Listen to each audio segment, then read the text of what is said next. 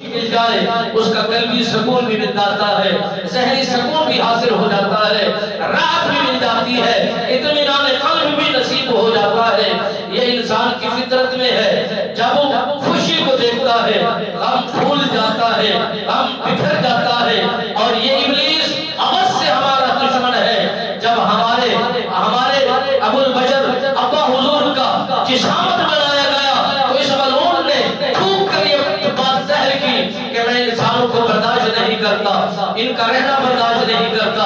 ان کا آنا پسند نہیں کرتا، ان کے گزر اوقات کو پسند نہیں کرتا۔ یہ طویل واقعات، طویل قرآن کی ترجمانی ہے اس میں، اگر اس کو پڑھتے جائیں تو مزید 1 گھنٹہ درکار ہے، اسی پہ تبصرہ باقی ہے۔ جناب حضرت آدم علیہ نبینا سرکار کے جسم مبارک کے اندر مالک بے نیاز نے جب روح ڈالنے کا پورا پلان بنا دیا، ارادہ کر لیا، عرش کے ملائکہ بارہا کہتے رہے، عرض و گزار کرتے رہے، انکساری کرتے رہے، مولا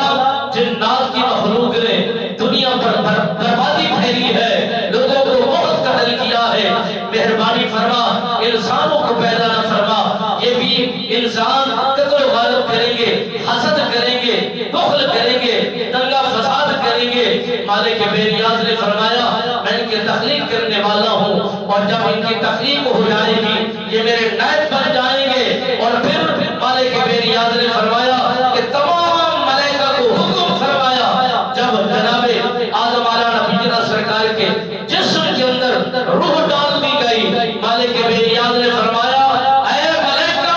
میں تمہیں رب حکم دے رہا ہوں، میرے آدم کو سجدہ کیا جائے اور اس کے سامنے سر جھکایا جائے، سوائے ابلیس کے سب جھک گئے، سبوں نے اپنی پیشانیاں جھکا دی، اپنے آپ کو جھکا دیا، لبیک کہتے ہوئے اللہ کے حکم کی تابعداری میں کھڑے ہو گئے، لبیک کہتے ہوئے جھک گئے سوائے ابلیس کے۔ اس نے کہا کہ مٹی کا بنا